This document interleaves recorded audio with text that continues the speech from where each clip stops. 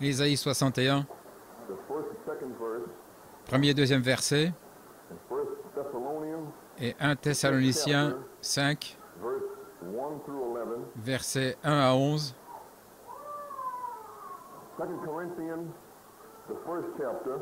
2 Corinthiens, premier chapitre, versets 3 et 4. Je lis le chapitre 61 d'Ésaïe.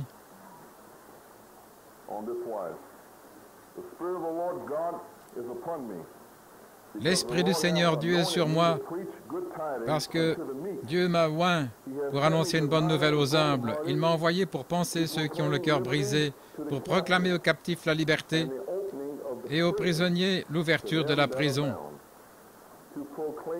pour proclamer l'année de grâce du Seigneur et le jour de la vengeance de notre Dieu, pour consoler tous ceux qui sont dans le deuil. Et 1 Thessaloniciens, chapitre 5,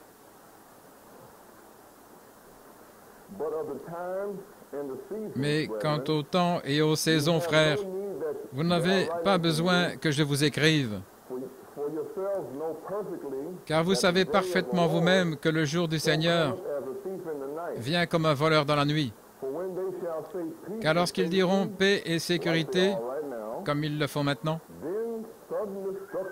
une ruine soudaine viendra sur eux, comme l'enfantement sur une femme enceinte, et ils n'échapperont pas. Mais vous, frères, vous n'êtes pas dans les ténèbres, pour que ce jour vous surprenne comme un voleur.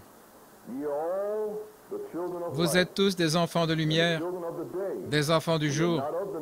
Nous ne sommes pas de la nuit, ni des ténèbres. Ne dormons donc pas comme les autres, mais veillons et soyons sombres. Car ceux qui dorment, dorment pendant la nuit, et ceux qui s'enivrent, s'enivrent pendant la nuit. Mais nous qui sommes du jour, soyons sobres, revêtant la cuirasse de la foi et de la charité, et pour casque l'espérance du salut. Car Dieu ne nous a pas destinés à la colère, mais à obtenir le salut par notre Seigneur Jésus-Christ, qui est mort pour nous, afin que, éveillés ou endormis, nous vivions ensemble avec lui. Consolez-vous donc ensemble, et édifiez-vous les uns les autres, comme vous le faites aussi.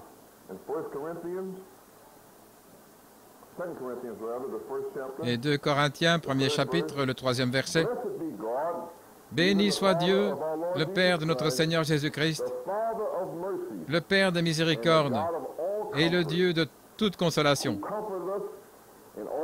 qui nous console dans toute notre tribulation, afin que nous puissions consoler ceux qui sont dans la détresse par la consolation dont nous sommes nous-mêmes consolés de Dieu.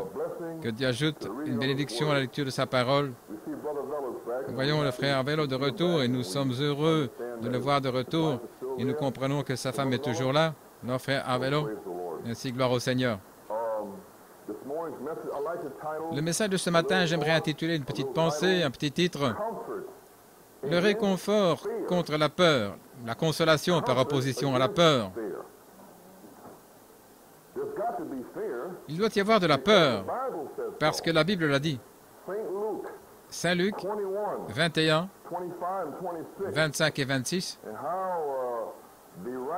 Et comment l'écrivain, là, Luc, regardant aujourd'hui et écrivant toutes ces choses, il y aura des signes dans le soleil, dans la lune, dans les étoiles et sur la terre, une détresse de la nation avec de la perplexité. La perplexité. Ils sont perplexes. Ils ne comprennent pas pourquoi. Pourquoi ces enfants font-ils ces choses? Pourquoi ces Noirs se révoltent-ils? Pourquoi le tonnerre? Pourquoi cette guerre du Vietnam? Pourquoi? Détresse des nations avec perplexité. Ainsi parle Dieu. C'est pourquoi nous le voyons. Et nous savons que la parole de Dieu est vivante. Alors nous savons, ils peuvent dire paix, paix, paix. Mais la parole de Dieu dit que la destruction soudaine viendra sur eux. Gloire à notre Dieu. La mer et les vagues rugissent. Le cœur des hommes défaille à cause de la peur. Et pour s'occuper de la chose, ils ont peur. Ils se lèvent aujourd'hui et regardent dehors et ils ont peur de lire le journal. La chose qui va être dans les journaux là, ils ne veulent pas. Ils ne veulent pas le voir, pas d'espoir, rien d'autre que le jugement. Un ciel d'airain tout autour. Le jour de la vengeance de notre Dieu. Gloire à Dieu. Vous dites gloire à Dieu? Oui, je dis gloire à Dieu. Car il a dit aussi, le jour où l'Esprit du Seigneur est sur moi pour proclamer le jour de la vengeance. Et veillez, faites attention ici, consolez ceux qui pleurent. Voilà, c'est juste là. Pour consoler. Quand va-t-il faire ce grand réconfort? Au jour de la vengeance. Amen. Gloire à Dieu. C'est le jour où il descendra lui-même. Le Seigneur notre Dieu descendra sur la terre avec un cri, avec la voix de la résurrection, avec la trompette de Dieu. Et il dit là, au verset 18, « Consolez-vous avec ces paroles. Ainsi, je lui suis ordonné ce matin de vous réconforter avec la parole de Dieu. » Quel privilège béni que de réconforter le peuple de Dieu par la parole. Amen. Louez Dieu. Vous êtes bien ce matin? Je sais en qui j'ai cru. Amen. Mais sans le voir, je l'aime. Car quand il apparaîtra, je serai comme lui. Pourquoi? Il l'a dit. Dieu l'a dit. Dieu ne peut pas mentir. Il accomplira chaque parole de la Bible. Chaque mot, chaque trait de caractère sera accompli. Gloire à notre Dieu. Et pourtant, le cœur des hommes défaille de peur.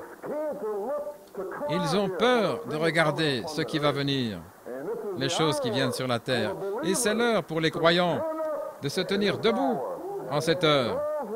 Ceux qui connaissent leur Dieu feront de grands exploits. Ils se tiendront debout avec foi au dernier jour et proclameront le message de Dieu. C'est ce que nous faisons ici ce matin. La peur est un sentiment d'anxiété et d'agitation causé par la présence ou la proximité d'un danger, la proximité du mal, la douleur, la crainte, la terreur, l'effroi, l'appréhension. C'est la peur. Bien sûr, vous savez, la crainte divine est une crainte respectueuse, une crainte, un respect de Dieu. Mais dans cela, il y a une confiance qu'il vous aime, qu'il ne vous donnera pas un scorpion, il ne vous donnera pas une pierre, qu'il ne vous jugera pas parce qu'il a été jugé pour vous. Amen. Et il vous a aimé avant la fondation du monde. Quel appel! Dès la fondation. Alors il voulait avoir un peuple Israël dans ce monde, mais avant la fondation du monde, il avait un peuple éternel avec lui, un peuple céleste, un peuple surnaturel. Gloire à notre Dieu. Une épouse qui marchera sur la terre ici, mais qui aura un appel céleste. Nous savons qui nous sommes ce matin, mes amis. Gloire à notre Dieu. C'est l'heure du jugement. Les signes le déclarent partout dans le monde. Nous le savons. Le monde entier est effrayé. Les signes sont partout. Juste quelques signes ce matin pour les expliquer dans le naturel, afin que l'homme naturel puisse les comprendre. Vous voyez? Le prophète de Dieu nous a dit de surveiller les syndicats. Et c'était il y a plus de 10 ans. Il a dit, surveillez ces syndicats. Lorsqu'ils arrivent à un point où ils commencent à s'unir avec l'establishment, les institutions. Eh bien, nous avons cela ici même à New York. Nous l'avons vu se réaliser cette semaine. Les syndicats, ici même, les maçons, les ouvriers du verre, les métallos, tous ici même à New York City, sous le couvert du drapeau. Vous voyez? Dieu bénisse l'Amérique. Amen. Je veux savoir pourquoi ils ne vont pas à l'hôpital des vétérans. Ils ne regardent pas Life Magazine qui traîne près des poubelles. Pas un seul de ces syndicalistes ne leur rend visite à l'hôpital. Démolis, la colonne vertébrale brisée, des membres arrachés au Vietnam. Et ils sont courageux. Ils se tiennent en ville et envoient ces enfants. Allez-y les gars, pour notre gloire. Et ils gagnent $8 de l'heure. Ici. Et ils se battent là-bas pour leur gloire ici. Et si vous vous opposez à cela et dites, parce que cette guerre est mauvaise, ils sont prêts à vous éclater la tête parce que vous êtes contre ce qu'ils croient. Le syndicalisme. S'unir avec l'establishment. Maintenant, faites attention, j'ai quelque chose à vous lire. Vous êtes avec moi ce matin? Gloire à Dieu. Regardez, je regarde tout. Maintenant, je vais vous lire cet article. Ils vont mettre la pression économique. Vous voyez? Et en ce moment, à la Poste, cette dernière grève postale, ils voulaient cette grève pour que M. Nixon puisse avoir l'autorité. Et avec ça, ils ont maintenant la négociation collective. Négociation. Parce que la négociation signifie qu'ils auront des syndicats. Il y a 7 syndicats maintenant dans les postes, 7 d'entre eux. Ça signifie aussi que tous les employés du gouvernement seront dans un syndicat pour la première fois, ce qui était le cas dans la fonction publique. Maintenant, vous devez être dans un syndicat. Vous me suivez? On m'a dit que nous tous, hier encore, nous devons avoir des cartes d'identité avec notre photo dessus et nos numéros. C'est pour bientôt. Dans mon bureau de poste, en ce moment même, ils ont une installation IBM où il suffit d'insérer une carte et ça fait toutes sortes de choses. Ça vient maintenant, les amis. L'heure est arrivée. Je vais vous lire quelque chose. Maintenant, vous comprenez que je ne joue pas. Mais Dieu utilise des minorités défavorisées comme une circonstance d'une chaîne d'événements pour amener certaines lois. Ainsi, Dieu utilise les Noirs, les hippies, les dissidents et tous ces groupes pour s'opposer à l'establishment, afin que M. Mitchell et les autres puissent établir certaines lois. Mais maintenant, tout le temps, le diable veut cela pour l'Église. Voyez-vous? Ainsi, lorsque toutes les lois sont en place dans les choses naturelles, alors le Conseil mondial intervient et prend le contrôle de tout. Les lois sont déjà établies. J'espère que vous le voyez clairement. Et Daniel 7, je crois que c'était Daniel 8 ou Daniel quelque part, il est dit que cet homme au visage féroce détruirait par la paix, merveilleux, par la paix, et il ferait prospérer tout métier dans sa main. Tout métier. Maintenant, que sont ces syndicats ici? Vous savez qu'ils sont catholiques. Mini et Reuters et tout le reste. Vous savez ce qu'il y a ici? Juste pour l'expliquer, pour vous le faire comprendre, Bay Ridge, Ridgewood, Yorkville, vous comprenez ce que je dis? Hein? Catholique. J'espère que vous comprenez. Le puissant païen ici à New York s'en prend à tous ceux qui ne veulent pas s'y joindre. Donc ici, Dieu utilise, c'est le signe des temps maintenant, parce que je vais vous le lire. Dans ces syndicats, il y a un petit groupe de Noirs qui s'y trouve. Maintenant, écoutez ce qui se passe dans le Post du 21 mai. Les travailleurs noirs qui ont participé au rallye des travailleurs de la construction ont indiqué qu'ils étaient venus parce que des pressions économiques avaient été exercées sur eux pour qu'ils viennent. Vous dites voilà, vous voyez? Une trentaine d'hommes noirs défilant avec le syndicat des verriers, local 206, se sont démarqués des Blancs lors du rassemblement de l'Hôtel de Ville hier. Mais beaucoup d'entre eux ont dit qu'ils étaient venus pour être présents, ils étaient venus au rassemblement, sinon ils ne seraient pas payés pour une journée complète. Je ne pouvais même pas aller au travail et travailler. Je devais aller là-bas pour que Dieu bénisse l'Amérique, pour ce qu'ils voulaient, voyez. L'un d'entre eux, William Roberts, s'est tenu à l'écart alors que le local 206 se rassemblait à la rue Warren. Le syndicat a dit que nous devions venir ici pour signer, sinon nous ne serons pas payés. Il a répondu, j'ai signé, mais je ne fais pas partie de la manifestation, ça c'est sûr. Le seul endroit où je marche, c'est chez moi.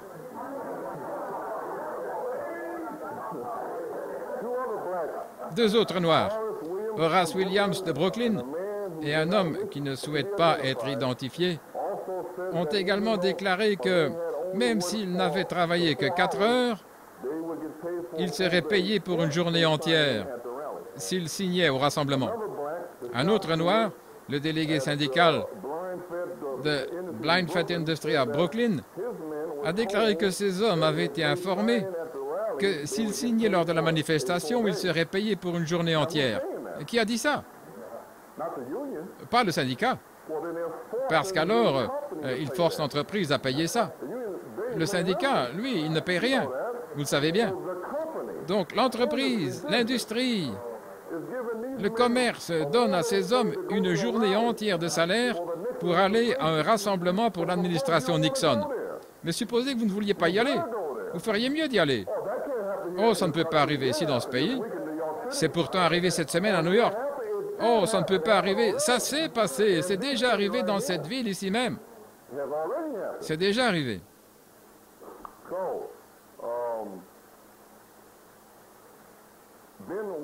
Alors, la femme du président de la section 206, qui compte environ 1000 membres à New York, a dit que la signature n'était qu'une formalité. Nous signons toujours à la réunion du syndicat. Les hommes seront payés qu'ils viennent ici ou pas. De nombreux Noirs ont déclaré qu'ils ne soutenaient pas Nixon, même si les pancartes que tenaient leurs collègues proclamaient « Nous soutenons l'administration Nixon ». Je ne soutiens pas Nixon, dit Horace Williams, mais je vais suivre le syndicat, après tout, c'est mon gagne-pain. Son compagnon, James Barnett, a déclaré qu'il n'a pas soutenu Nixon non plus. Mais nous soutenons plus ou moins le syndicat. Un autre travailleur noir qui ne souhaite pas être identifié, Nixon peut aller à l'hôpital, il a dit, en ce qui me concerne, je suis ici parce que la majorité gouverne. Mon syndicat m'a amené ici. J'espère que vous lisez ceci maintenant. J'espère que vous écoutez. Alors que les manifestants marchaient de l'hôtel de ville à Battery Park, vise à repérer ces travailleurs qui parlaient à un journaliste et leur a dit « Ne dites rien, taisez-vous, ne dites rien à personne. » Vous voyez, mes amis? Il a dit aux journalistes de ne pas leur poser de questions. Nous sommes tous ensemble dans ce syndicat, noir et blanc, il n'y a pas de différence. On ne veut pas créer de problème, a-t-il dit. Vous voyez? Un dirigeant syndical noir, Maurice Godswell, de 665, a déclaré que les ouvriers noirs du bâtiment n'avaient pas d'autre choix que de participer aux manifestations. S'ils ne se présentent pas, leurs délégués syndicaux s'assureront qu'ils ne seront pas embauchés le lendemain. S'ils ne se forment pas, et si le délégué syndical passe par là, et que vous n'y étiez pas, il va vous court-circuiter. Mettez la marque ici dans ma main, mets-la ici dans mon front, mets ta volonté ici, et laisse-moi travailler avec mes mains ce que tu veux que je fasse, que dois-je faire? Va au rassemblement, va par ici, va par là. C'est la volonté dans la main. Pourquoi? Sinon vous ne mangerez pas. Vous n'aurez pas d'argent pour quoi que ce soit. Vous m'écoutez ce matin, les amis? Gloire à notre Dieu. Godswell ainsi que d'autres leaders syndicaux noirs ont récemment déclaré que les ouvriers du bâtiment ne seraient pas autorisés à Harlem ou dans toute autre communauté noire s'ils ne cessaient pas de harceler les manifestants pour la paix. Les gens de la communauté ont empêché les travailleurs de la construction de l'hôpital de Harlem parce qu'il n'y avait pas assez de noirs dans l'équipe et ils le referont s'ils le doivent, dit Godswell. Environ 55% des 35 000 membres des syndicats sont noirs et portoricains. Un ouvrier des bâtiments blanc, Hank Seaford, a déclaré qu'il appartenait au syndicat de l'électricité, mais qu'il défilait avec les manutentionnaires du verre. Lorsqu'on lui a demandé pourquoi les Noirs de la section 206 étaient venus, mais pas d'autres syndicats, il a répondu « Ça dépend de la pression qu'on exerce sur eux. » Vous voyez? Maintenant, voici le dernier mot. Les Noirs doivent venir ici s'il y a de la pression. Si vous ne suivez pas les directives du syndicat, venez le lendemain matin. Où êtes-vous? Si j'étais noir, je me joindrais à vous. Vous y voilà, vous voyez? Donc, ce n'est qu'un exemple. Les Noirs sont utilisés à New York pour illustrer ce qui va se passer à l'échelle nationale, à l'échelle mondiale, parce que le pape contrôlera tous les syndicats catholiques. J'espère que vous le voyez, les amis. Le syndicalisme est en train de s'installer maintenant. Il s'accroche à l'establishment sous vos yeux. Si vous dites quoi que ce soit, vous serez battu dans la rue, juste devant vous. Alors maintenant, eh bien, pourquoi est-ce que c'est ici? Eh bien, j'ai aussi lu un article. Je prends le temps de lire ces choses ici parce que Dieu fait témoigner ces gens pour que vous compreniez naturellement ce dont je parle. Quand nous irons dans la parole, vous le comprendrez. Max Lerner dans le New York Post, voici ce qu'il dit. Démons et aussi humains, c'est son article. Demons and Humans. Et ils parlent tous de ce qui se passe. Pourquoi? Alors il dit, est-ce que l'Amérique est devenue ingouvernable? Pas encore. Mais si nous continuons, nous y arriverons. Que se passe-t-il? À gauche comme à droite, on assiste à un déferlement de haine et d'agression dans notre inconscient destructeur, qui sont toujours présentes en chacun de nous, mais qui sont normalement retenues, probablement sous contrôle. Dans la tourmente actuelle, parce que des événements ont été lâchés de manière destructrice sur la nation. Que pouvons-nous faire alors? D'abord reconnaître que nous sommes à la fois des démons. Avez-vous entendu ce que cet homme a dit? Il dit aux gens que nous devons reconnaître que nous sommes des démons.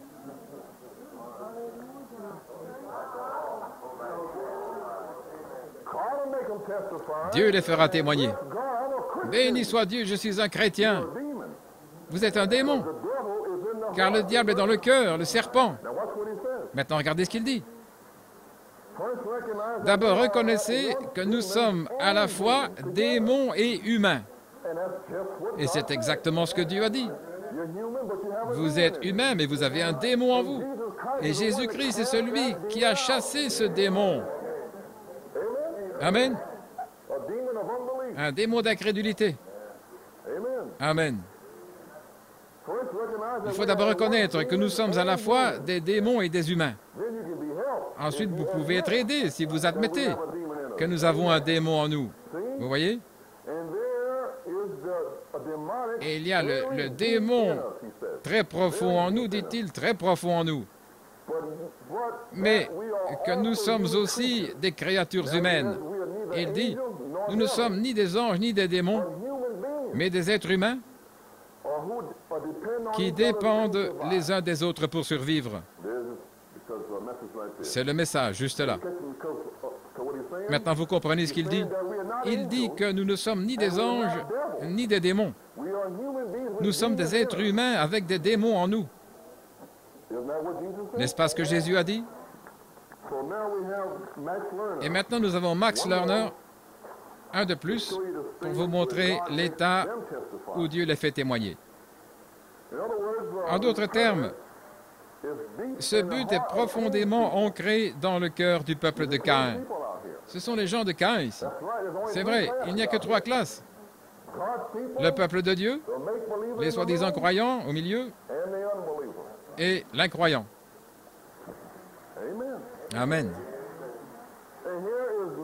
Et voici Max Lerner, un grand écrivain, qui témoigne que nous avons des démons en nous.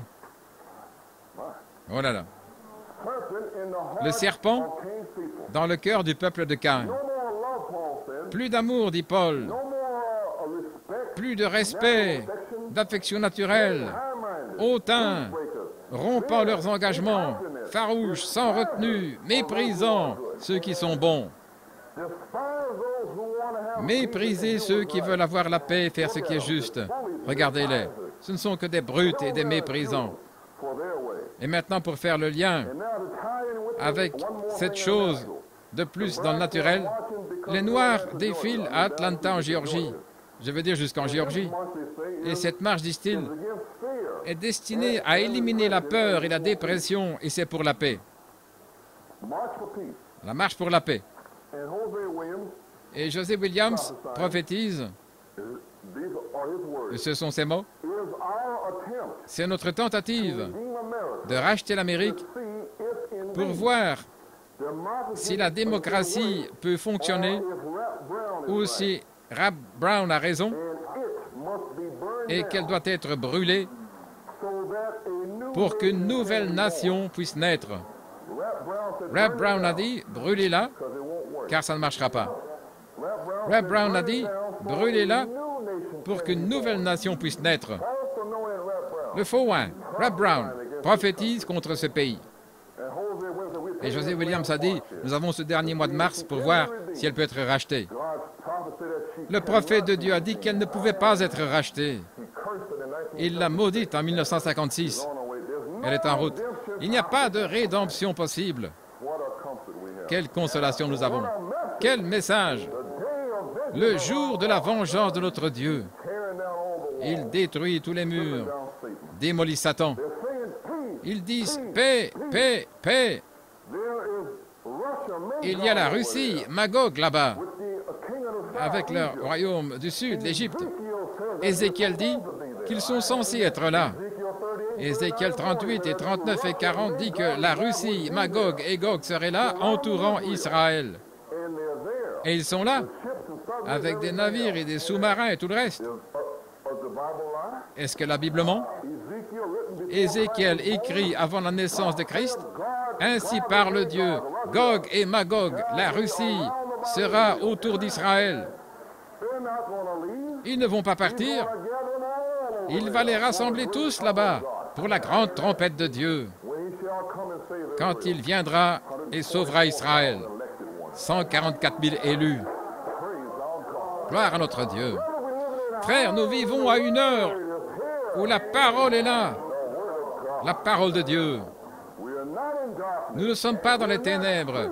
Nous ne dormons pas. Nous ne sommes pas ivres. Nous sommes du jour. Nous sommes des enfants de la lumière. La lumière de l'heure est venue. Louez Dieu. Nous marchons dans la lumière. Où Jésus-Christ marche dans la lumière. Amen. Gloire à Dieu. Le Christ Dieu a envoyé notre Élie. Qui est-il? Jésus-Christ. Le Fils de l'homme sera révélé en ce jour par un humble prophète. Donc, cet Élie est Dieu lui-même, Jésus-Christ. Voilà votre Élie. Frère Branham l'a dit à Shreveport. Il a dit, l'Élie pour notre jour est Jésus-Christ, un prophète de Dieu. Amen. Louez Dieu. Donc, nous voyons qu'il a envoyé Élie pour descendre avec un cri, un message. Et toujours, quand l'arche, le message, le cri entre en scène, la terre résonne. Quand Israël, la troisième fois, parce qu'ils avaient l'arche, quand ils l'ont ramené l'arche, la terre a retenti avec le cri, car l'arche entrait dans le camp. Amen. Même Baal ne pouvait pas maudire Israël. Il n'y a pas d'iniquité en Jacob. Il n'y a pas de perversité en Israël. Amen. Pourquoi? Le cri du roi est dans le camp. La terre entière tremble. Dieu ne voit aucune iniquité en vous. Pourquoi continuez-vous à la rechercher? Il ne voit aucune perversité en vous. Israël, la parole. Jacob, la Pentecôte. Israël, la parole, un prince. Soit vous êtes un prince, soit vous n'êtes pas un prince. Soit vous êtes l'épouse, soit vous n'êtes pas l'épouse. Dieu n'y voit rien. Il n'entend même pas votre voix, c'est le sang. Pensez-y.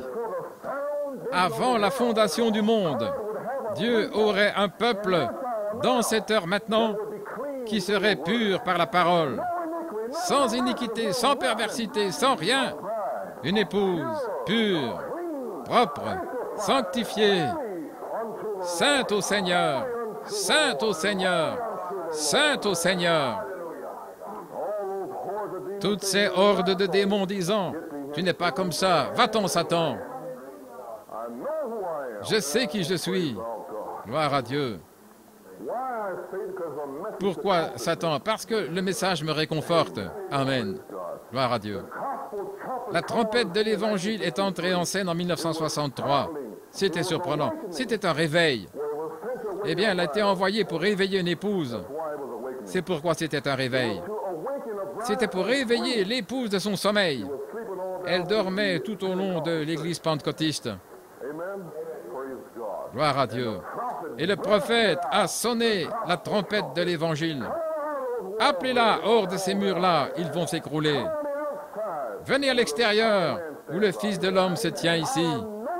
Je vais oindre vos yeux pour qu'ils voient, et vous verrez, et vous serez libres. Et si je vous ai libéré le premier jour, vous êtes vraiment libre. Vous ne devrez plus jamais servir le péché. Le Seigneur, votre Dieu, vous a libéré. Gloire à notre Dieu. Les autres dormiront dans les ténèbres et seront ivres dans la nuit. Mais nous, nous sommes du jour de Jésus-Christ. Le jour où ce Fils de l'homme se révélera à moi, je l'ai vu. Gloire à Dieu. Louez Dieu. Avec quoi? La trompette de l'Évangile fait retentir la parole de la prophétie. Un message prophétique. Maintenant, faites attention. Pour nous faire prendre conscience et nous préparer à ce qui va arriver sur la terre. Est-ce que Dieu nous a préparés à cela ces 7 dernières années? Ne nous a-t-il pas fait prendre conscience de ces choses?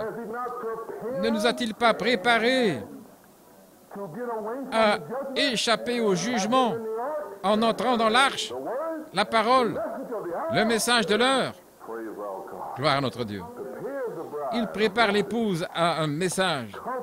Réconfort. Le mot réconfort ou consolation signifie rendre fort. Apaiser dans la détresse. Vous savez, les nations ou le chagrin. Apaiser la misère ou le chagrin. Apporter la consolation. Espérer, aider, réconforter. Vous voyez, l'encouragement. Louez notre Dieu. Quel message! Un message de grâce, d'amour et de miséricorde. Réconforter signifie apporter un soulagement à la détresse ou au chagrin. Or, celui qui réconforte est le consolateur. Gloire à Dieu.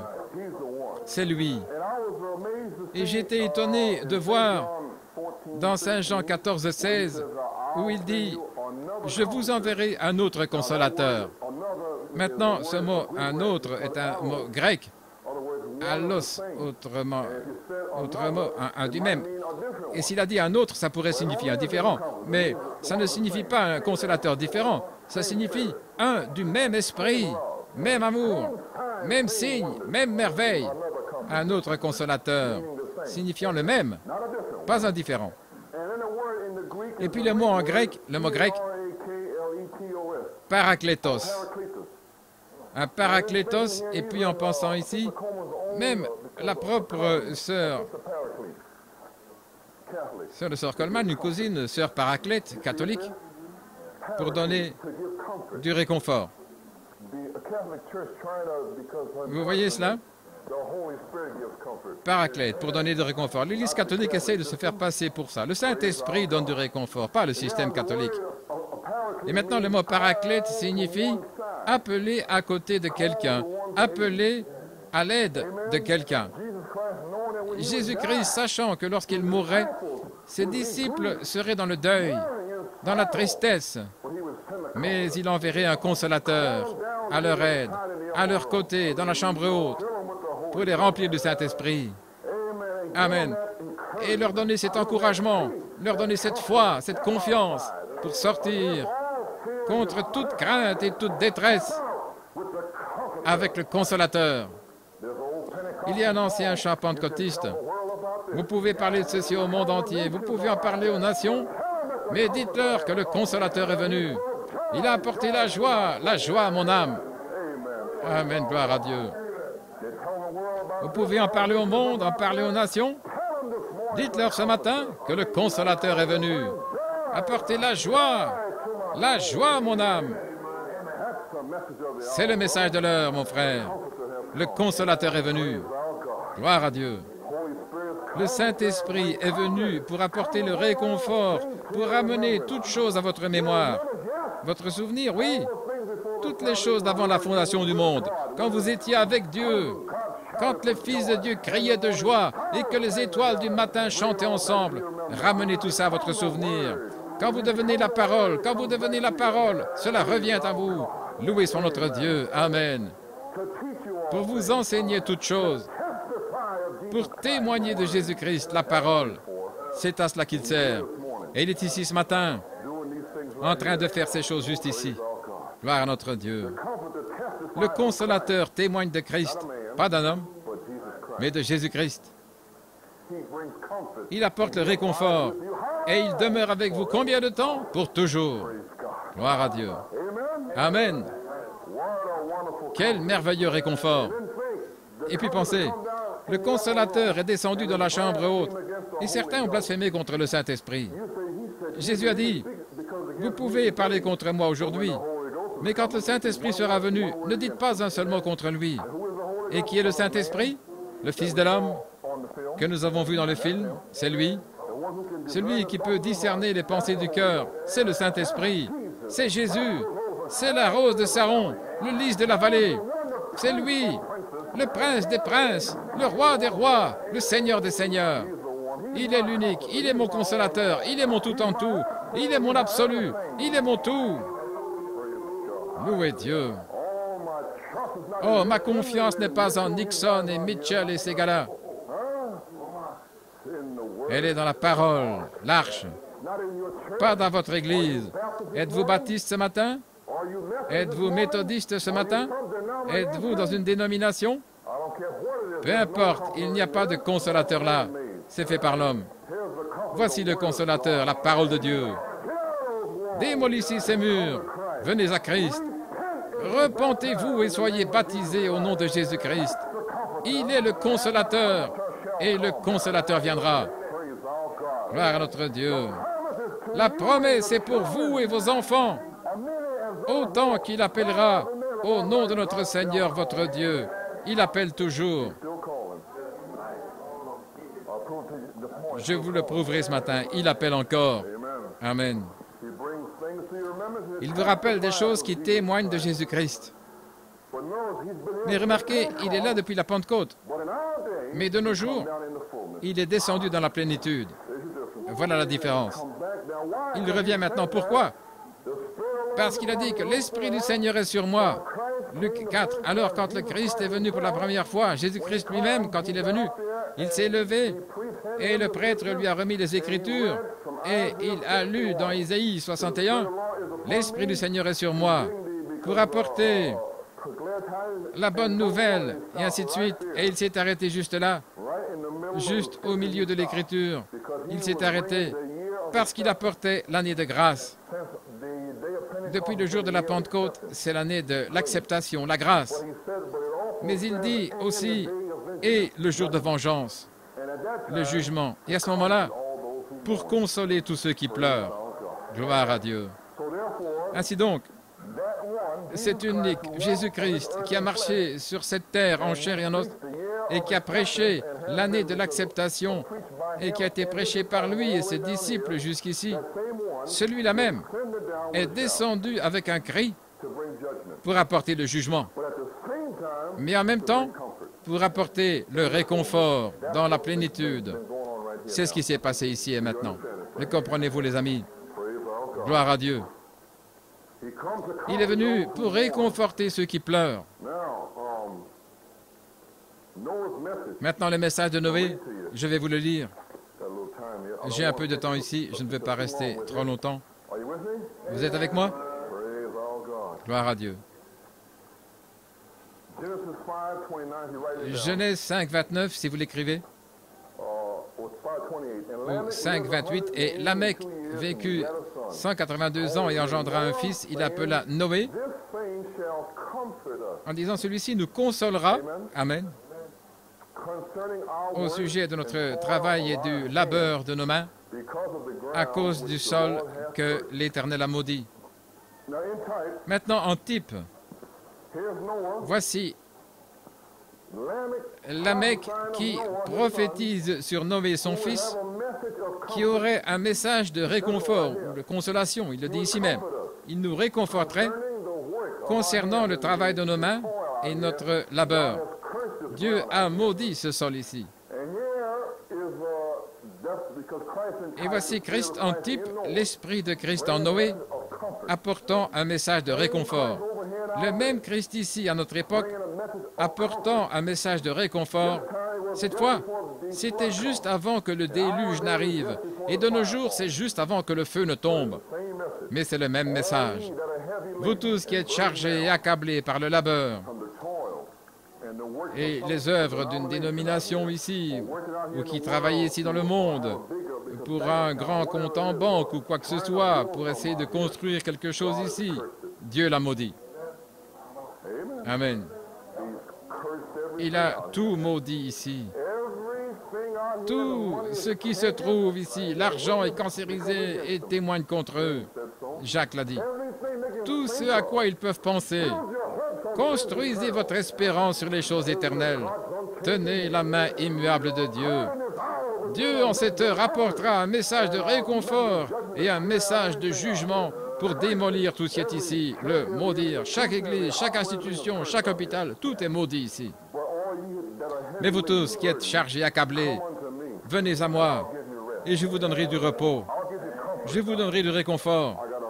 J'ai un message de réconfort ici. Gloire à Dieu. Maintenant, le consolateur est ici pour apporter du réconfort à tous ceux qui travaillent. Arrêtez de travailler, reposez-vous. Amen. Tous ceux qui pleurent, se lamenter, être anxieux, penser, se souvenir, ressentir ou exprimer du chagrin, se lamenter, le deuil, pleurer quelqu'un qui est mort. Nous comprenons cela, mais je vous le fais juste remarquer. Gloire à Dieu. Vous me suivez toujours?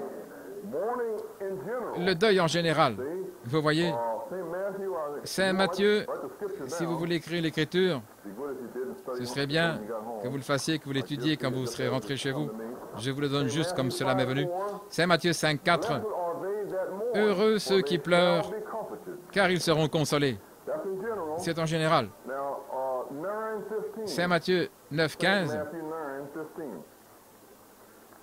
Saint Matthieu 9, 15. 14. Alors les disciples de Jean s'approchèrent de lui, disant, « Pourquoi avons-nous jeûné, nous les pharisiens, et tes disciples n'ont-ils pas jeûné? » Et Jésus leur répondit, « Les amis de l'époux peuvent-ils se lamenter tant que l'époux est avec eux? Mais les jours viendront où l'époux leur sera enlevé, et alors ils jeûneront. » À cette heure ici, l'époux est là. Il est venu à l'ouest. Amen. Et vous a rencontré. Et il a dit, je vais vous épouser. Et puis il est parti. Et maintenant vous vous lamentez. Vous voulez le revoir. Celui qui était dans le prophète. Celui qui avait les signes qui suivaient.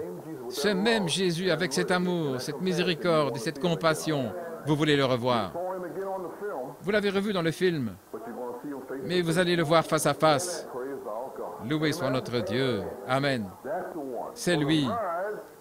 Ainsi l'épouse est en deuil de son époux. Elle l'attend. Loué soit notre Dieu.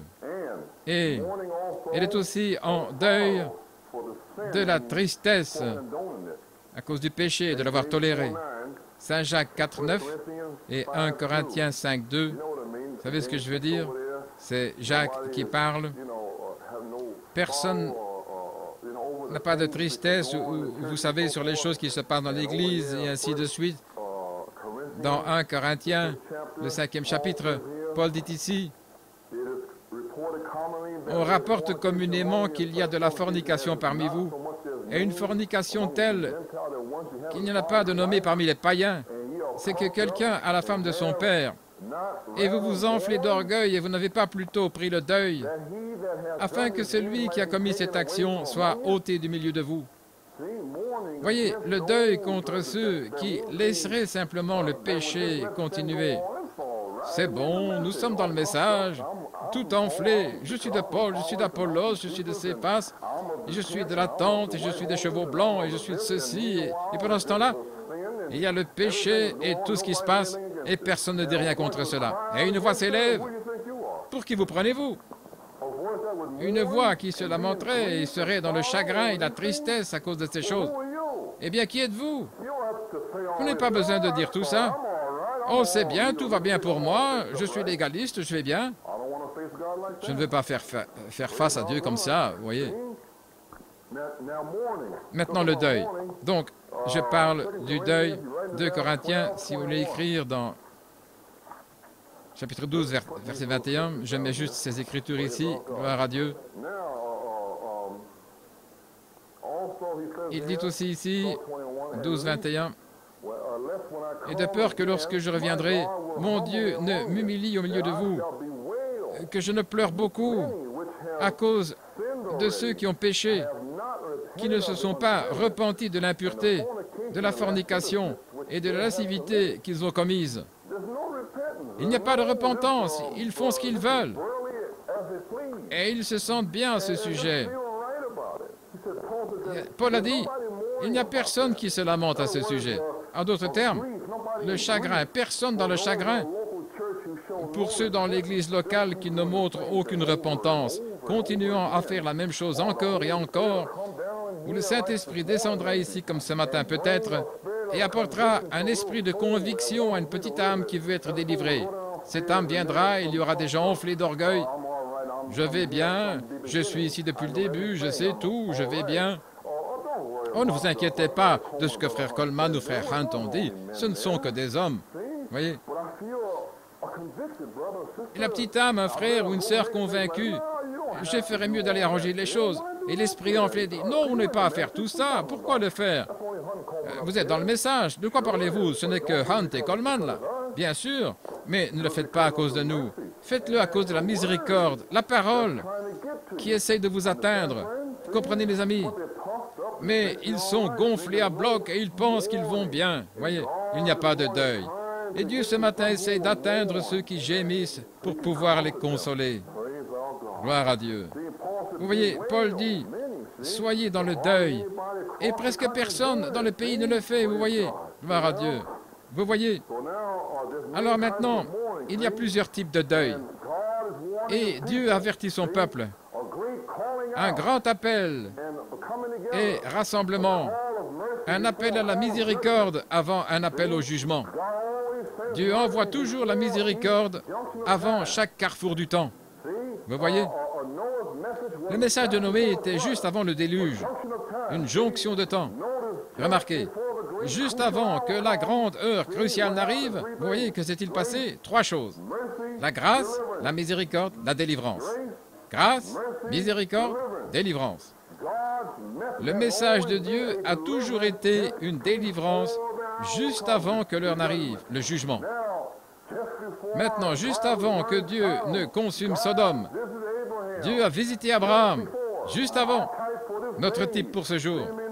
Vous voyez? Et Abraham, par la grâce de Dieu et par sa miséricorde, a été délivré. Grâce, miséricorde et délivrance. Mais maintenant, remarquez, oh, comprenez ce matin, Abraham a été délivré par la petite voix douce. Il n'a rien senti pendant 25 ans. Vous me comprenez maintenant? C'était sec. C'est toujours la parole, les cassettes. Vous me comprenez maintenant?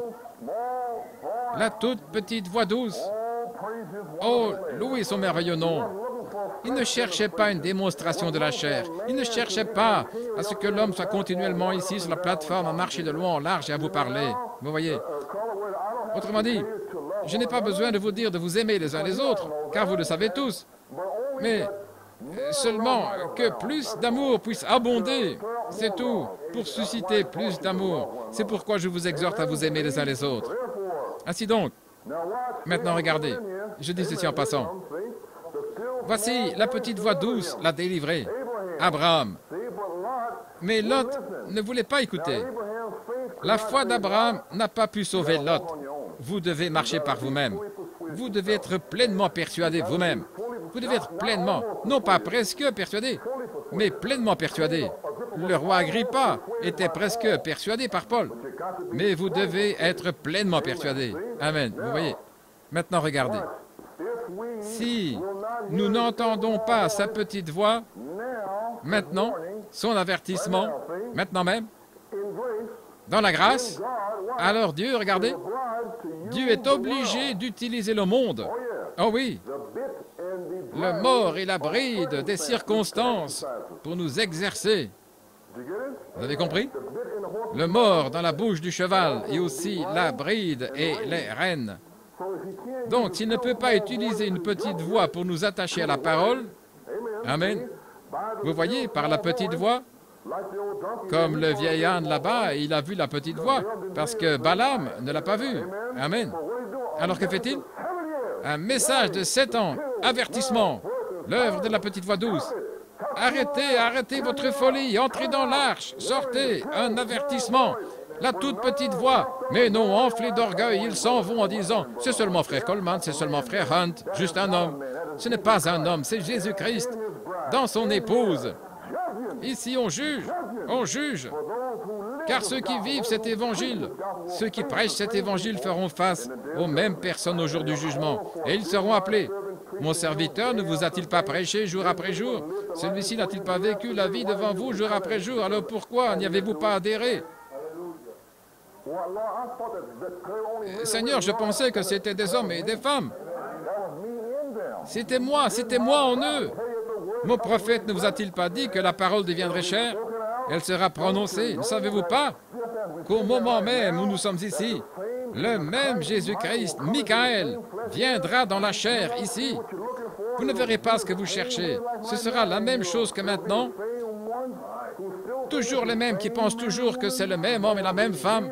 Mais ce sera Jésus-Christ sur la terre dans son épouse. Dieu l'a dit. Et c'est comme ça que ce sera. Et ils sont aveugles, ils regardent la chair. Alors que nous devrions écouter la petite voix tranquille de Dieu. Et elle crie ce matin. Écoutez la parole de Dieu. Gloire à Dieu. Non, c'est très bien, vous n'avez pas besoin d'écouter toutes ces choses qui ne sont que des paroles d'hommes. C'est Jésus-Christ, je parle ces paroles ici, je proclame la parole de Dieu. Ce n'est pas moi, c'est Jésus-Christ. Ce n'est pas moi. Ils disent ce n'est que lui, c'est seulement lui. C'est Jésus-Christ en forme de parole, parlant par des lèvres humaines. La parole. Amen. Gloire à Dieu. Donc, si je ne peux pas vous attacher à la parole, il ne me reste qu'une alternative. Je dois vous attraper, mais je dois utiliser le monde pour vous avoir. Je dois permettre des circonstances, la peur, les émeutes, la destruction et le feu et toutes ces choses qui surgissent sur la terre. Et vous serez là-dedans. Et ensuite, vous devrez mourir pour en sortir. Alors que voulez-vous? Sortez ce matin. Que voulez-vous? Voulez-vous continuer à ne pas vous repentir? Ou voulez-vous entendre la petite voix douce ce matin et vous repentir? Vous voyez? Très bien. Amen. Par conséquent, l'épouse reçoit ceci, la petite voix douce, au cours de ces dernières années maintenant. Et je vais vous montrer pourquoi ce matin. Maintenant, Lot. Lot est parti en premier. Dans Genèse 14, un frère séparé avec 318 serviteurs. Abraham est descendu et l'a fait sortir. Un frère séparé. Eh bien, je peux rester ici à Sodome. J'ai reçu le message. Non, vous vous séparez. Parce que seul un frère séparé peut aller sauver un frère tombé. Pas celui qui est en bas là avec lui, mais quelqu'un de l'extérieur qui vit la vie. et qui descendra pour le récupérer. Mais ensuite, après que Lot soit sorti de la Odyssée, il a dit, eh bien, le Seigneur n'est pas encore venu. 65, 66, eh bien, je ne vois rien. Eh bien, frère Hunt et frère Coleman et eux, ces gars-là, sont encore là, je ne vois rien. Alors, graduellement, petit à petit, je redescends. Vous voyez?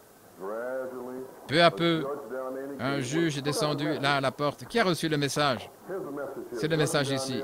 Il n'y a pas de famille là en bas. Et qu'est-ce que votre famille? Qu'est-ce qu'un pécheur sait de la parole de Dieu? Comment allez-vous vous approcher d'un pécheur et lui dire, regarde ce que dit la Bible? Qu'est-ce qu'il sait de ce Lot qui juge à la porte? Les gens apportent ce message à l'extérieur, vers les pécheurs, et les examinent par la parole. Ce n'est pas pour eux, c'est le pain des enfants. C'est pour ceux qui sont dans l'arche, pas dehors. Mais Seigneur Dieu, prions qu'il trouve la miséricorde. Seigneur, puis-je vivre devant ces gens? Mon mari, ma femme, ma famille, mes amis, puis-je vivre devant eux une telle vie si salée qu'ils viendront et voudront la savourer? C'est ce que Dieu veut. Pas avec les cassettes, les écritures et les brochures, aller vers ce pécheur et ainsi de suite, jugeant là-bas comme l'autre. Non, monsieur. Nous devons être des purs sangs, les amis. Maintenant donc, si Dieu ne peut pas vous faire sortir par la petite voie douce comme ce matin, vous devrez aller au jugement. Et alors, il utilisera les circonstances du monde. Il a toujours fait, pour finalement faire naître la peur. Et quand ils verront enfin que nous approchons de la tribulation, oh mon Dieu! Trop tard. Criez maintenant et pleurez. Pleurez maintenant contre la chose qui est prêchée. Certains pensent que c'est drôle. Aidez-nous, frères, aidez-nous, sœurs. Ah, cela se passe en ce moment même. Ici même. Ici, dans l'église locale. Vous savez que c'est la vérité. C'est ce qui se passe ce matin. Il y en a ceux qui sont assis ici en ce moment. Ce que je vais faire en sortant d'ici, je te verrai plus tard. Ils sont partis. Mais je dois le proclamer. Je vais me tenir avec William Branham. Je vais me tenir avec Paul, Irénée, Polycarpe, Pierre, Jacques et Jean. Tous ceux qui l'ont proclamé. Pourquoi? Pour ces eaux du jugement. La voie, les eaux, afin qu'ils puissent être jugés là. Dans cette ville ici, je vais me tenir ici. Je vais prêcher contre les vêtements impies pour les femmes. Envoyez cette chose en enfer, c'est vrai. Dites-leur de s'aligner sur la parole. Je vais fustiger les femmes qui ne veulent pas être soumises à leur mari. Fustigez cela. Les frères, aimez vos frères. Fustigez cette chose. Je vois ces frères qui disent à leurs femmes, viens ici, fustigez ça. Ayez de l'amour en vous, mon frère, et vous obtiendrez du respect. Les femmes là-bas, dans un certain endroit, il y a plusieurs années, les épouses, les grands ministres, et ainsi de suite, elles priaient, elles devaient sortir les ordures, elles ne pouvaient même pas aller acheter un Coca-Cola. Ces gars dans le message là, dans le sud. Et les femmes priaient, Seigneur, fais-nous sortir d'ici. Et ces gars-là qui se promènent comme des coqs fiers et tout. Je suis dans le message, béni soit Dieu, je suis un homme. Vous voyez? Et ils aiment prendre mariage et divorce et le montrer à leur femme la première fois qu'elle l'entend. Ils aiment ça, de grands gaillards, vous voyez. Où est l'amour de Jésus-Christ que vous avez vu dans le film là? Si doux, il embrasse le petit enfant et la femme. C'est Jésus. C'est ainsi que nous voulons être comme Jésus. Pas un gros coq qui marche de long en large, mais un agneau, une colombe. Et ensuite, vous verrez une femme qui aimera son mari, le respectera. Vous verrez Jésus-Christ dans cet homme. Gloire à notre Dieu. Vous voyez? Entrez dans l'arche. Venez ce matin dans l'arche. Amen. Que s'est-il passé? Parce que Lot ne voulait pas sortir, le frère séparé proclamant la parole pendant 7 ans, des frères dans tous les pays, la proclamant pour tous, La même chose pendant 7 ans, parce qu'ils ne voulaient pas y adhérer. Dieu, par une intervention divine directe, a dû descendre lui-même à Sodome, ce troisième pôle. Mais mon frère, je ne veux pas attendre ça. Je veux venir maintenant. Je ne veux pas attendre que Dieu descende dans l'assemblée et dire « John Jones, tu as fait ceci et cela la nuit dernière. » Je ne veux pas attendre cela. Je ne veux pas. Quand il viendra ici, être dévoilé, trouvé nu, je n'ai pas honte. Je n'ai pas honte de sa venue. Gloire à Dieu. Pourquoi? Car le sang m'a couvert. Seigneur, je fais tout maintenant. Je respecte tes ministres, Seigneur. Je respecte tes filles et tes fils. Je respecte tout le monde. J'essaie et je donne l'honneur à qui l'honneur est dû. J'essaie de tout faire correctement. Je ne vais pas, Seigneur, parler contre les ministères et ainsi de suite. Je ne parle pas contre ma sœur et aussi mes frères. Je donne l'honneur à qui l'honneur est dû. Non, Seigneur, j'ai la crainte de ce message. Seigneur, parce que je sais que le monde entier est à sa fin. Mais je te remercie, Seigneur, de m'avoir appelé. Je te remercie, Seigneur, de m'avoir fait sortir. Je te remercie, Seigneur, de m'avoir donné une chance d'entendre un de tes oracles. C'est pour cela que je te remercie, Seigneur. Je remercie Dieu d'être venu à moi en cette dernière heure. Et pourtant, ils sont assis là, pleins d'audace, marchant de long en large dans l'assemblée, tout comme le diable. Ils se promènent dans les cieux parmi les fils de Dieu, et les fils de Dieu sont ici ce matin, et ce diable se promène partout, dans des corps de femmes aussi. Qui est le diable? L'incrédulité. Ce n'est qu'un homme. Qu'est-ce que c'est, vous voyez? Vous voyez, ce diable légaliste et tout le reste. Sortez maintenant de Sodome et venez dans l'arche. N'attendez pas les circonstances ou les événements, parce que M. Nixon et M. Mitchell et M. le pape vont les amener, frères. Et les syndicats. N'attendez pas ces événements, ces circonstances, pour finalement crier et le voir alors. Sortez maintenant. C'est peut-être la dernière année, comme nous allons vous le prouver ce matin. Ne soyez pas endormis et ivres. Réveillez-vous au message de cette tonnerre. Gloire à Dieu. Il a fallu un tonnerre pour nous réveiller. Le tonnerre de Dieu. Louez Dieu. N'est-ce pas quelque chose? Une église tellement endormie que Dieu a dû envoyer un tonnerre pour la réveiller. Allez les chercher. Réveillez-les. Gloire à Dieu. Et quelqu'un va être réveillé. Donc les 7 tonnerres de Dieu nous réveillent et nous préparent pour la grande heure. Amen. Ne soyez pas comme Saül et Israël. Ils ne se sont pas réveillés avec les paroles de Samuel. Saül a dit, eh bien, Samuel a dit, coupe la tête du roi Agag, tue-le. Saül a dit, tu sais bien qu'il ne le pensait pas vraiment. Il le pensait vraiment. Il pensait chaque mot. Mais Saül et Israël n'ont pas voulu faire ça. Ils ont gardé le meilleur pour eux. Vous savez. Et il y avait le roi Agag, le type de la chair, l'œil, là, dans la chair. Et Samuel a dit, qu'est-ce que j'entends? Samuel a pris la parole, l'épée, et a coupé le roi Agag, la chair, en morceaux. Est-ce bien ça? C'est ce qu'il était. Le roi Agag, c'est votre chair. Et Saül et Israël ont gardé le meilleur. Mais le prophète lui a coupé la tête. Il a découpé cette chair en lamelles. Vous savez ce que c'était? C'était l'amour. L'amour et la crainte de Dieu. Voilà ce que c'était. Maintenant, soyons exercés ce matin à chaque parole par le joug de la petite voix douce. C'est une course, mes amis. Nous sommes dans une course. Et nous devons être les chevaux de guerre spirituels de Dieu sur la terre. Mais nous avons un cavalier. Amen. Jésus-Christ. Il connaît chaque trou, chaque virage. Il connaît tous les endroits faciles. Il connaît tous les endroits difficiles. Laissez-le vous chevaucher. Ne dites pas « Eh !» Laissez-le. Amen. Chevauchez jusqu'à l'arrivée pour gagner le prix. Ne le brusquez pas, la parole. Vous voyez ce que je veux dire? Béni soit Dieu, je n'ai pas à faire ceci. C'est une promenade en douceur, amen. Vous avez un jockey, Jésus-Christ. Il sait juste quand tirer les rênes. Tourne ici, il tire là, tourne là. Et il sait quand il faut frapper dans le dos. Clac. Amen. Comme ce matin. Lève-toi, mon garçon.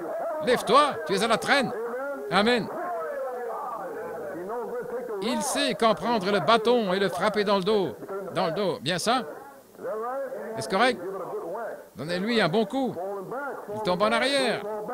Ne tombez pas en arrière, levez-vous. Et continuez. Gloire à Dieu. Nous avons un cavalier, Jésus-Christ. Maintenant, recevez-le ce matin dans l'amour. Parce que je prêche cela dans l'amour ce matin. Parce que je regarde ici et je vois les syndicats et je vois toutes ces choses et je dis, oh Dieu, que puis-je dire ce matin? Seigneur, utilise le bâton de la miséricorde pour les mettre au pas. Donc nous voyons la grâce de Dieu, la miséricorde et la délivrance. Maintenant, remarquez pour finir, l'ange a dit, je ne peux rien faire jusqu'à ce que tu sois entré. C'est bien ça? Il a dit à Noé et à sa famille, je ne peux pas apporter le déluge jusqu'à ce que vous entriez dans l'arche. Amen. Je ne peux pas laisser tomber le feu jusqu'à ce que Lot sorte de Sodome. Abraham est déjà sorti. Et ce matin, je ne peux pas laisser tomber le feu du jugement jusqu'à ce que la dernière semence de Dieu prédestinée quelque part dans le monde soit entrée dans l'arche. Gloire à Dieu. C'est pourquoi nous sommes encore ici ce matin. Loué soit Dieu. Les signes sont partout. En conclusion. Et qu'est-ce que l'arche? Chaque parole. Aimez votre frère. C'est l'arche. C'est pourquoi nous avons prêché la semaine dernière. Et certains disent, mais pas à faire tout ça, vous voyez. Ils ne sont pas encore dans l'arche. Ils essaient de chevaucher sans le cavalier. Vous voyez? Laissez le cavalier chevaucher. Les signes étaient partout. Vous voyez? Le film, le Fils de l'homme. La profondeur appelle la profondeur. C'est le Fils de l'homme. C'est un signe. Pourquoi, en 1970, le film a été retenu pendant 16 ans pour sortir cette année? Pourquoi l'arche de Noé devrait-il aller la chercher maintenant? Ils l'ont cherchée, je veux dire, mais pourquoi cette année devrait-elle être l'année où ils espèrent la trouver? Il y a 2 ou 3 équipes différentes qui vont là. Pourquoi? Vous croyez que c'est une coïncidence? Ce n'est pas une coïncidence. Il y a quelque chose à propos de 1970. Quelque chose à propos du 7 mars 1970. Vous savez, le soleil, la lune là-haut, l'éclipse totale, et ainsi de suite. Il y a quelque chose à propos de ça. Il y a quelque chose à propos d'Apollo 13 et toutes ces choses-là. Pas de coïncidence. Et maintenant, voilà. Il y a quelque chose à propos de ce que je suis en train de dire. Regardez. Cette année, est-ce l'année où le dernier élu reconnaîtra sa position, qui est censé être dans l'arche et non dans une dénomination quelconque? Est-ce l'année où la dernière semence de Dieu élue entrera dans l'arche? Vous voyez? Eh bien, un petit témoignage sur Noé pour terminer. La grâce. Pouvez-vous ouvrir vos Bibles à Genèse 7? Je veux que vous voyez ceci. J'étais en train de me réjouir la nuit dernière. J'ai dû faire les 100 pas. Sir Coleman pensait que j'étais bouleversé ou quelque chose comme ça. J'ai marché près d'elle 3 fois avant même que je dise quoi que ce soit. Je devais marcher, juste marcher. Gloire à Dieu. Vous devez marcher parfois, parce que c'est si merveilleux. Amen. Genèse 7. Gloire à son merveilleux nom. Maintenant que chaque cavalier, chaque cheval se met au pas ce matin. Gloire à Dieu. Alors maintenant, nous remarquons un petit témoignage sur Noé. Genèse 7, 1. Et le Seigneur dit à Noé, « Entre dans l'arche, toi et toute ta maison, car je t'ai vu agir avec justice devant moi en cette génération. » Maintenant, j'ai lu le 7e chapitre. J'ai lu plusieurs fois auparavant, mais je reviens à ce week-end, à la semaine dernière. Le Seigneur l'a mis sur mon cœur. Et la grande chose que j'essayais de comprendre, c'était quand sont-ils entrés dans l'arche? Sont-ils entrés dans l'arche aujourd'hui? ou comme il a dit ici au 4e verset, « Encore 7 jours et je ferai pleuvoir sur la terre 40 jours et 40 nuits, et je détruirai de la surface de la terre tout être vivant que j'ai fait. » Et Noé fit tout ce que l'Éternel lui avait commandé. Et Noé était âgé de 600 ans quand le déluge fut sur la terre. Et Noé entra, et ses fils et sa femme, et les femmes de ses fils avec lui dans l'arche, à cause des eaux du déluge. Alors tous les commentaires que j'ai lus cette semaine en essayant de trouver, ils disent tous qu'il est entré ce jour-là, et ensuite ils sont restés dans l'arche pendant 7 jours. Vous voyez ce que je veux dire? Ils ont attendu la pluie. C'était un temps de silence, vous voyez. Mais d'une certaine façon, quand je lis ici au verset 11, la 600e année de la vie de Noé, au 2e mois, le 17e jour du mois, en ce même jour, toutes les sources de l'abîme se rompirent, et les fenêtres des cieux s'ouvrirent, et la pluie tomba sur la terre 40 jours et 40 nuits. Et ce même jour, Noé entra, Sem, Cam et Japheth, les fils de Noé et la femme de Noé et les 3 femmes de ses fils, dans l'arche. J'ai dit, attendez une minute. Il est dit que c'est le même jour que le 17. Et ici, au 7e verset, il est dit, dans le 7e verset, qu'ils sont entrés dans l'arche à ce moment-là. Ou du moins, c'est ce qu'il semble. J'ai donc fait les allers-retours en essayant de comprendre. J'ai dit, maintenant sont-ils entrés le premier jour ou le 7e jour? C'est très important. S'ils sont entrés le premier jour, ils n'auraient pas besoin d'être ici maintenant. Amen. C'est un peu calme ici. Gloire à Dieu. Très bien. Ainsi, Noé savait que c'était les 7 derniers jours. Alors maintenant, remarquez ici, dans le premier verset, la grâce de Dieu à Noé. Entre toi et toute ta maison dans l'arche. C'était sa grâce.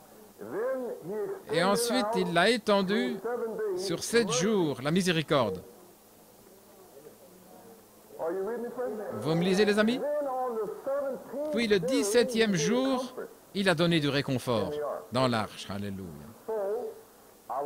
Alors je regardais encore et encore, et je me suis souvenu que frère Kurt lisait Les ailes d'une colombe. Et il me l'a montré il y a environ 3 ou 4 mois. Il dit, frère Coleman, il y a quelque chose de drôle à propos de frère Branham, le 17 mai. Il dit qu'ils sont allés dans l'arche le 17 mai. J'ai dit, oui, nous en avons parlé, et c'est resté dans un coin de ma tête. Je me demandais ce que ça signifiait. Et puis hier soir, j'essaie de réfléchir, j'ai dit, Seigneur, il doit y avoir une raison pour laquelle il est entré dans cette arche. Et puis je me suis souvenu de frère Kurt sur les ailes d'une colombe, et c'était là, le 17 mai. Noé est entré dans l'arche. Je vais vous le lire, c'est juste là, dans les ailes d'une colombe. C'est très important, les amis. Page 12, dernier paragraphe.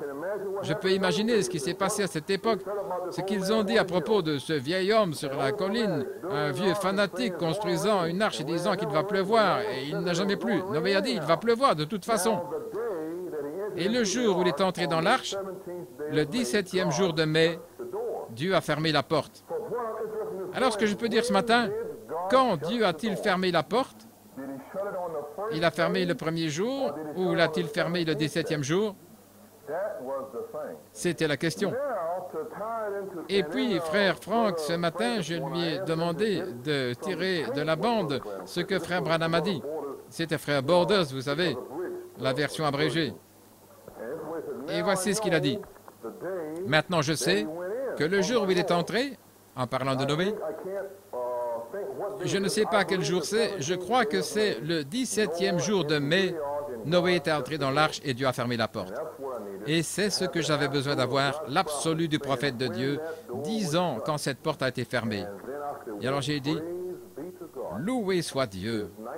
Est-ce que 1970 est la dernière année? Est-ce l'année où le dernier entrera dans l'arche? Maintenant, nous savons que le type parfait de l'arche, par le déluge, est de passer par une période de tribulation, 144 000 et les vierges folles et ainsi de suite. Mais c'est aussi un type d'être en Christ aussi, l'arche, quand le jugement frappe et ainsi de suite. Est-ce que vous me suivez? Est-ce que 1963, le jour où Dieu est descendu et a dit « Va et entre dans l'arche, toi et ta maison », dans le 7e sceau, Était-ce le même jour? Et ensuite, était-ce cette année subséquente jusqu'à cette année maintenant? Ceci en soi serait la 7e année à partir de 7 jours, soit 8 jours ou 8 ans au total. Vous me suivez, les amis? Ouvrez les volets maintenant. Vous voyez, le premier jour, je ne sais pas quel jour c'était dimanche ou autre, parce que j'imagine que c'était peut-être un dimanche. Donc il a dit 7 jours plus tard. Alors si c'était un dimanche, ce serait le 17. C'est bien ça? Loué soit le Seigneur. Très bien. Et puis aussi, ils cherchent l'arche cette année. C'est bien ça? Ils s'attendent à la trouver. Et quand ils trouveront l'arche, alors la découverte de l'arche sera une confirmation de la parole. La parole a dit, il y a une arche là. Et s'ils la trouvent là-bas, ce signe confirmera la parole cette année. Alors, notre message de l'arche sera-t-il confirmé cette année à l'épouse? J'espère que vous le voyez. À la fois la 8e année, 8e jour, 8e jour, 8e année. Vous voyez? Vous êtes toujours avec moi? Louez le Seigneur. L'arche, le Christ, va-t-elle confirmer le message? D'accord. Et confirmera-t-il sa parole pour nous en la rendant si réelle? Le consolateur dont je parle, Michael, descendant. Et nous disons, nous sommes dans l'arche, nous y croyons. Mais il viendra et le rendra si réel. Sans l'ombre d'un doute, le consolateur viendra avec un vent puissant et impétueux et entrera, et vous saurez juste que c'est fini. C'est tout. Vous donnant une foi si parfaite, une grâce si puissante pour l'enlèvement, que vous savez que vous êtes en deuil depuis 7 ans maintenant, et qu'il est descendu pour vous consoler dans cette 8e année ou cette 7e année. Me suivez-vous, les amis? Mettez votre casquette spirituelle maintenant. Je peux voir les esprits qui courent ici, oui, mais je vais vous les faire comprendre. Mais je dois d'abord le dire à haute voix, puis revenir enfoncer le clou. Maintenant, quand il se rend si réel par son esprit, voyez, alors que les eaux du jugement soulèvent la parole, en haut et toujours plus haut est parti. Et ceux qui étaient dehors se mirent à frapper l'arche. Ceux qui se moquaient de ces 7 jours de prédication. Oh, tu n'as pas besoin de faire ça, mon frère, tout va bien. Quand Dieu apporte une conviction sur une personne, quelqu'un dit, c'est tout, n'est pas à faire ça ici. Voyez? 7 années de miséricorde. Maintenant, regardez. Ceci est mon propre petit témoignage. C'est seulement pour ici, voyez. Maintenant, s'il vous plaît, je vais dire cela en toute humilité. Je ne parle pas de moi, je parle de Jésus-Christ. Le 7 mai, il y a 2 semaines, jeudi, je priais dans mon camion de la poste, priant pour ma fille, assise juste là. Joanne, je sais qu'elle avait 12 ans. Le 27 avril, j'ai dit, Seigneur, je crois que c'est l'heure, l'année où elle est responsable, et ainsi de suite. Et j'y ai pensé. Et le Saint-Esprit a dit, je te donne ta fille. Fais un appel à l'autel dimanche. Savez-vous quel jour c'était? Le 10 mai. 7 jours plus tard, c'était le 17, dimanche passé. Ce jour-là, le Saint-Esprit m'a fait prêcher la fin de toutes choses. Le 17e jour. Toutes les choses viennent à ceux qui sont à l'intérieur. Aimons-nous les uns les autres. À ceux qui sont à l'extérieur, soyons sobres et veillons en priant, sans savoir ce que je disais. Mais dimanche dernier, j'étais tellement accablé, le fardeau était lourd, d'essayer de dire aux gens de s'aimer les uns les autres, alors que leur esprit marche à contresens. Et c'est un lourd fardeau de prêcher ça. Les esprits ne veulent pas que je le dise, voyez-vous. Alors je suis rentré à la maison et j'ai dit à ma femme, j'ai dit, Hélène, je ne peux pas. J'étais dans le fauteuil et j'ai dit, je ne me sens pas bien. J'ai l'impression que je n'ai pas reçu l'approbation du message ce matin. Il y a quelque chose qui ne va pas. Samedi après-midi, un frère m'a téléphoné. Il était excité. Il a dit, je dois vous raconter ce rêve. J'ai vu des gens comme s'ils avaient été à l'arrière toute la nuit, essayant d'aller dans la pièce pour se repentir. Voyez, c'était un samedi. Et là, le Seigneur m'a donné un message. La fin de toute chose est proche. J'ai dit, eh bien, je ne sais pas ce que ça signifie parce que Dieu doit révéler ces choses. Mais parfois, elles sont claires et il le fait dans la parole. Alors, lundi matin, le Saint-Esprit m'a ramené à la Genèse, après le lendemain matin, lundi passé, et a commencé à me montrer le 10 mai et le 17 mai, et ainsi de suite. Et puis ce soir-là, un frère m'a appelé et m'a dit qu'il voulait se repentir et toutes ces choses. Et il m'a dit que dimanche dernier, pour la première fois, ces choses se sont ouvertes à lui. J'ai dit, Dieu soit loué. Un seul. Si ce n'est qu'un seul, pour qui mon cœur était si accablé, si ce n'est qu'un seul, il a dit, frère, je suis sauvé depuis longtemps, mais seulement, c'est la première fois que j'ai vraiment vu ce dont vous parlez. Dieu m'a ouvert les yeux pour que je voie. Cela a changé sa vie et celle de sa femme. Changé du tout au tout. Et puis le soulagement est venu. J'ai dit, Elaine, gloire à Dieu, le voilà. Je sais que j'étais accablé et que je prêchais pour quelque chose, je le savais, vous voyez. Et puis le 10 mai, faire l'appel à l'autel. Et le 10 mai ici, dans la Bible, entre toi et toute ta maison dans l'arche. Le 17 mai, qui serait le 7e jour, était-ce le 17e jour où Dieu a fermé l'arche et que le déluge a commencé à arriver ce jour-là? Est-ce que vous me suivez, les amis? Eh bien maintenant, si vous transférez le 17 mai, le jour, et que vous prenez ensuite un jour pour une année entière, cette année-ci, est-ce que ce serait cette année-là ou le jour d'avant? Est-ce que ce serait le 17 mai, cette année entière dont je parle? Est-ce que vous me suivez maintenant, les amis?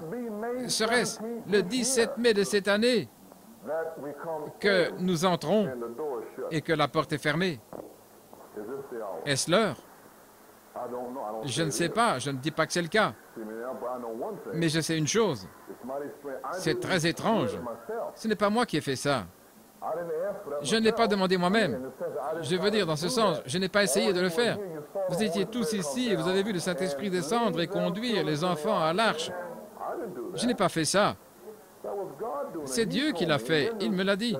Et puis la semaine suivante, la semaine dernière, je conduisais mon camion postal et j'ai regardé vers une église baptiste et il y avait un panneau « La consolation par opposition à la crainte ». Le message de cet homme pour le dimanche dernier. Et cela m'a frappé. C'était la semaine dernière quand j'ai prêché la fin de toute chose. Je n'ai pas pensé à consolation contre la peur, ne sachant même pas que ce serait le troisième message, la consolation par opposition à la peur. Il y a le premier, la grâce, l'appel des enfants dans l'arche. Entrez dans la maison, toi et toute ta maison, entrez 7 jours après le 17. Le prophète dit que le 17e jour, Dieu a fermé la porte. Est-ce que c'est... Le frère Kurt parle et il dit si on additionne 1970, 1 plus 9 plus 7, c'est 17. Il dit c'est exact, 1, 9, 7, ça fait 17. Donc, maintenant regardez. Le 10 mai serait un jour. Et puis 7 jours plus tard, cela fait 8 jours. Est-ce bien ça? Très bien. 1 Roi 6, lorsque nous avons parlé du temple, c'est écrit là au 38e verset. Il a fallu 7 ans pour construire le temple. Mais il a été achevé le 8e mois. C'est écrit dans la Bible. Vous me suivez maintenant, les amis? Cette église ici, nous avons commencé le 6 janvier 1963. Mais nous ne sommes pas entrés dans ce bâtiment avant le 7 juin 1964. Ce 7 juin est notre 7e année. Donc, au total, cela fait 8 ans. Est-ce que vous me suivez? C'est un 7 et un 8. Cela signifie-t-il quelque chose? Même dans le naturel, là où vous vivez, c'est un signe pour vous. Maintenant, vous saisissez vous-même. Vous restez ici pour une saison, puis il vous déplacera lui-même et vous donnera un 8 et un 7. Et vous vous demandez ce que ça signifie. Et même dans cette même église, vous avez la 7e année ici, mais nous vivons en tant que groupe ici depuis 8 ans. Vous voyez? Que signifient toutes ces choses? Je ne sais pas ce qu'elles signifient. Peut-être que vous le savez, mais je suis seulement censé vous le prêcher. Le 10 mai, ce soir-là, nous avons vu le film Fils de l'homme. Le 17 mai, ce soir-là, nous avons écouté la 70e semaine de Daniel, c'est vrai? Ce soir, nous voulons passer sur les ailes d'une colombe blanche. Le Seigneur l'a mis sur mon cœur.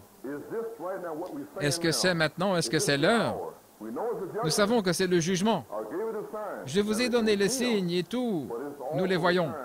Mais c'est aussi le moment où Michael viendra et consolera tous ceux qui pleurent. Est-ce l'année? Il a fait cela le 17 mai. Il a fermé la porte. Dieu est descendu et a fermé la porte lui-même. Ils étaient à l'intérieur lorsque l'eau a commencé à frapper contre la porte. Ils étaient en sécurité. Ils ont entendu les vagues se fracasser, s'écraser à l'extérieur. Les gens frappaient pour entrer. Laissez-moi entrer. Je ne sais pas. Est-ce la dernière année? Si c'est le cas, je veux vivre comme si ça l'était. Est-ce l'année où cette dernière semence prédestinée de Dieu entrera? Et alors, Dieu montrera sa main sur la terre, la main du jugement. Mais nous connaissons l'épouse, la résurrection, la main de Dieu, la guérison, la parole parlée, la création, le salut, la main de Dieu qui balaye la terre. Eh bien, Dieu a montré à Noé et Moïse sa main le 40e jour. Un vent est venu souffler le 40e jour. Je ne sais pas, mes amis. Mais ce matin, j'ai essayé de prêcher comme si c'était le cas. Je dis, Dieu a mis quelque chose dans mon cœur pour qu'il puisse comprendre ce dont je parle. Et même la 70e semaine de Daniel, il y avait une grande confusion au sujet de ce message. J'avais des cassettes de 1952 où Frère Branham disait « il reste 3 ans et demi ». Mais dans cette cassette, Dieu lui faisait dire qu'il restait 1 semaine. Et Frère Borders a publié cela cette année. Ainsi, de 1970 à 1976, il y a 7 ans. Et dans la Bible, c'est 1 semaine. Et 3 ans et demi à partir de maintenant, ce serait la dernière moitié de la 70e semaine de Daniel. Mais quel est ce temps ici maintenant, entre maintenant et la fin des 3 ans et demi? C'est le temps où ils disent paix et sécurité. C'est le temps où les fléaux tombent. C'est le temps où la miséricorde de Dieu s'est étendue pour dire « Entrez dans l'arche ». Vous voyez? Maintenant, regardez ce que je dis. J'espère, je déteste dire ces choses. Les gens pensent que je parle de New York, et ce n'est pas le cas. Vous voyez ce que je veux dire? Mais est-ce un signe pour nous ici, à New York? Le 10, le 17 et aujourd'hui? Je ne sais pas. Mais je sais une chose. Il a dit, fais cet appel à l'autel. Ça, je le sais. Parce que Dieu essaie de nous montrer quelque chose cette année. Faire l'appel à l'autel, un type avec Genèse 7.1, entre toi et toute ta maison dans l'arche. 7 jours plus tard, il y avait l'arche qui disait, la fin de toute chose est ici. Et il y avait le message, la fin de toute chose. Et juste après, qu'est-ce qui viendra ensuite? La consolation par opposition à la peur. Le jugement est là, mais le réconfort aussi. Le consolateur, Michael, loué soit notre Dieu. Jésus-Christ lui-même va descendre, mes amis. Je ne sais pas. Est-ce que vous le voyez? J'espère que vous comprenez, parce que c'est exactement l'ordre de la Bible.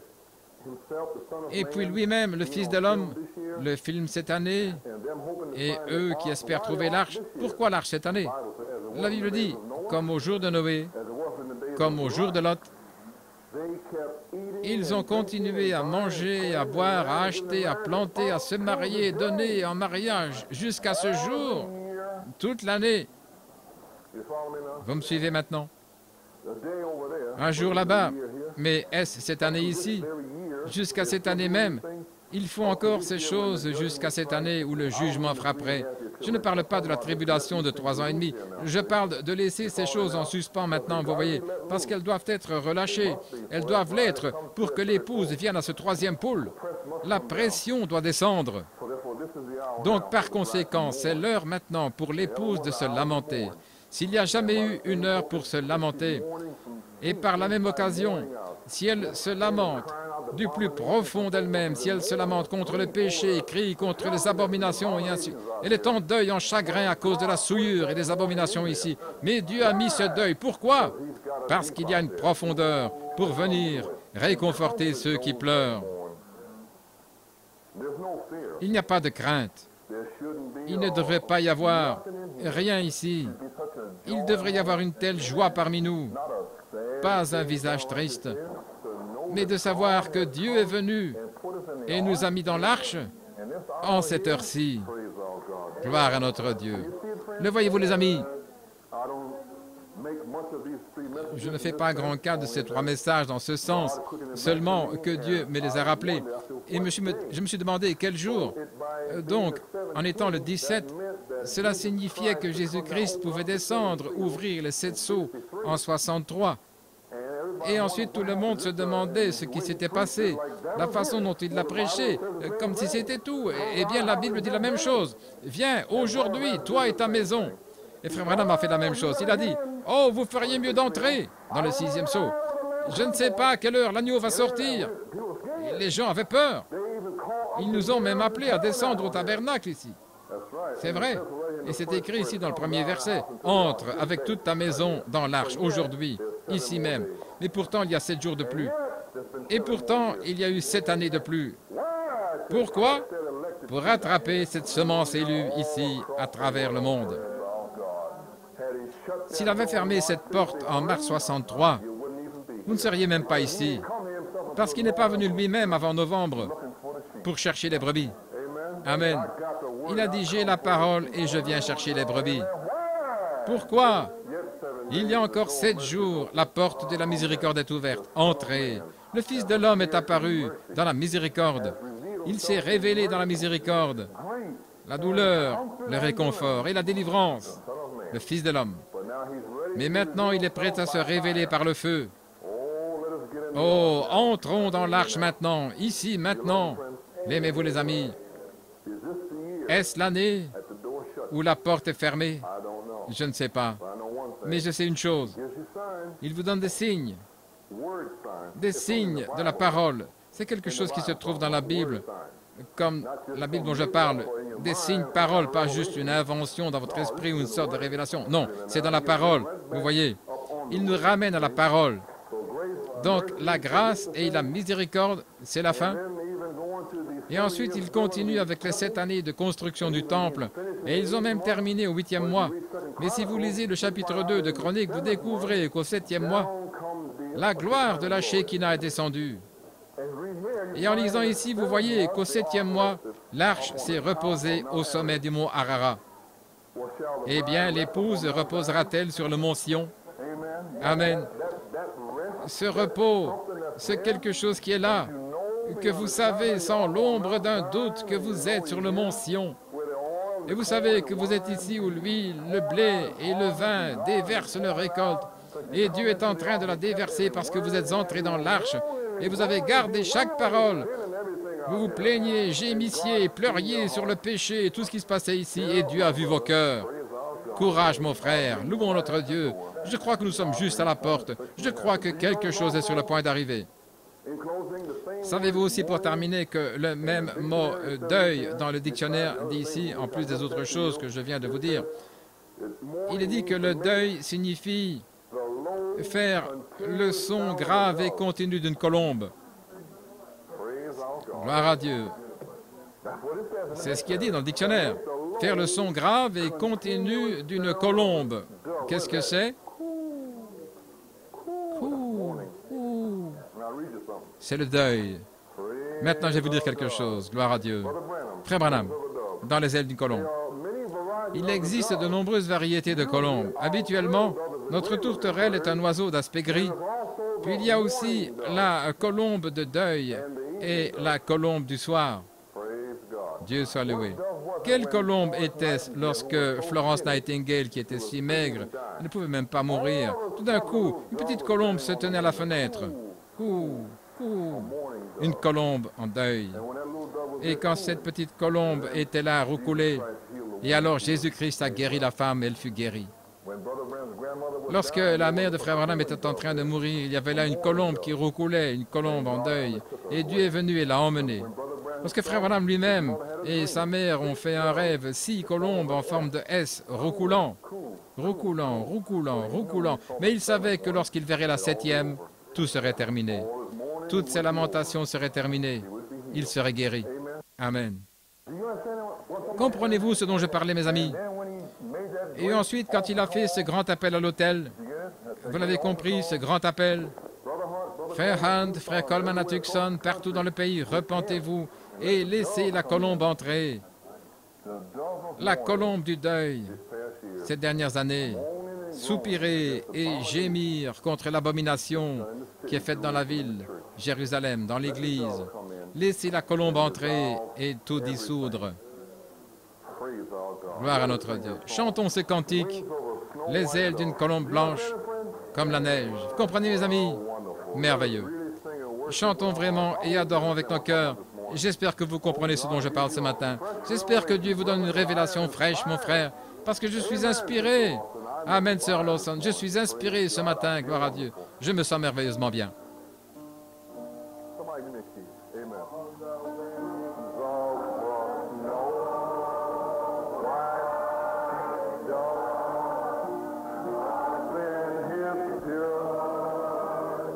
Sur les ailes d'une colombe blanche comme la neige, Dieu a envoyé son amour pur et doux, un signe d'en haut.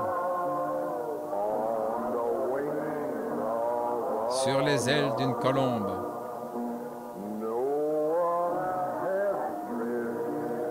Noé avait dérivé.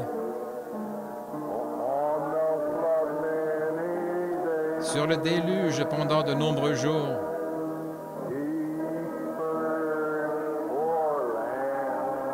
il a cherché une terre de diverses manières.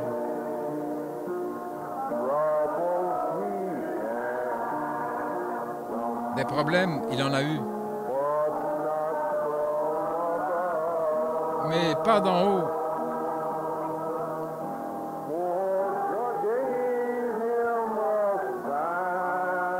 Car Dieu lui donna un signe.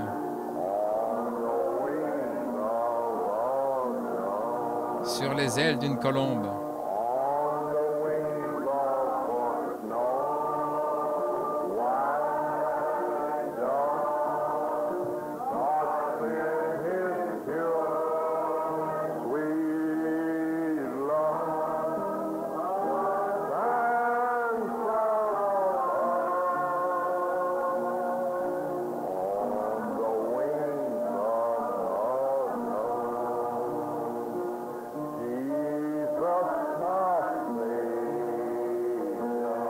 Jésus, notre Sauveur, est venu sur terre un jour.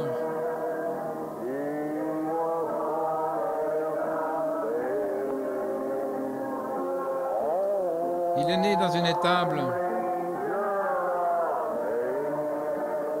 dans une mangeoire de foin.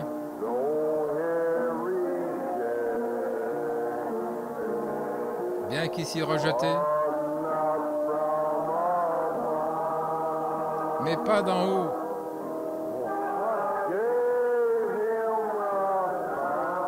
Dieu lui a donné un signe sur les ailes d'une colombe.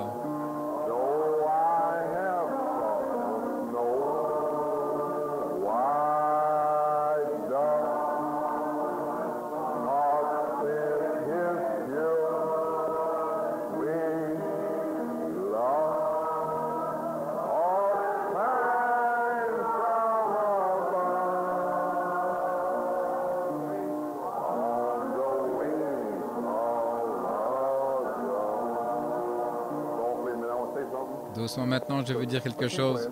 Continuez à jouer. Le 30 novembre 1969, juste à cet endroit, Billy Paul s'est approché de moi et m'a dit, « Frère Coleman, connaissez-vous cette sœur ici, sœur Douglas ?» J'ai répondu « Oui. » « Voulez-vous aller avec elle ?» car son garçon vient de se pendre. Juste là. C'est alors que le deuil est arrivé, la colombe, l'aigle en tête. Et nous sommes allés. Et nous étions en deuil. Le garçon était pendu, mort. En deuil pour le garçon mort. Mais le consolateur est venu, gloire à Dieu, sur les ailes d'une colombe. Amen.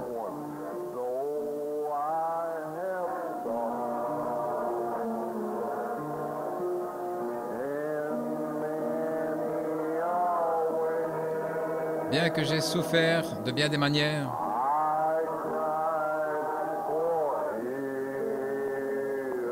j'ai crié pour la guérison, nuit et jour.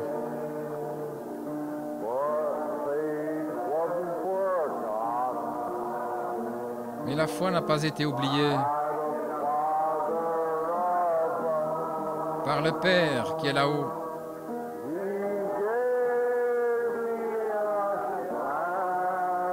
Il m'a donné un signe sur les ailes d'une colombe.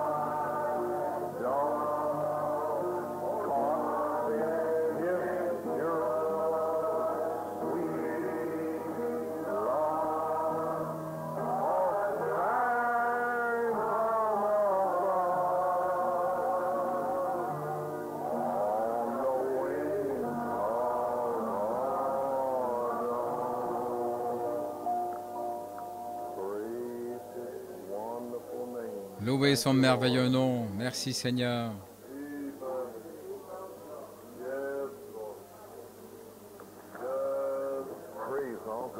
Gloire à Dieu. L'aimez-vous? Le 6 avril 1960, j'ai été sauvé. Le 9 avril, j'ai reçu le baptême du Saint-Esprit. C'était dans les 6. 6, c'est incomplet. 7 est la finition. Et pendant 10 ans que j'ai marché avec le Seigneur, et puis maintenant, le 7 mai 1970, le Saint-Esprit a dit « Fais cet appel à l'autel ». Le 10 mai, il y avait nos enfants qui se tenaient ici. Gloire à Dieu. Je me demande si c'est la fin, le numéro 7, l'achèvement. Je me demande, ne vous demandez-vous pas aussi? Si nous le désirons ardemment, nous savons que c'est la fin. Eh bien, ce matin, comme l'onction est sur nous maintenant, je vais prier pour nous tous ici.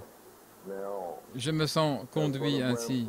Maintenant, comme Frère Branham l'a dit ici, avec vos têtes inclinées, juste une minute. Combien ici voudrait dire, si vous le pouvez, et voulez dire ceci, Frère Branham, j'ai eu tort toute ma vie.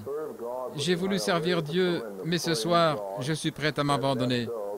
Priez Dieu que cette colombe vole dans mon cœur ce soir. Je peux la sentir battre des ailes alors qu'elle entre.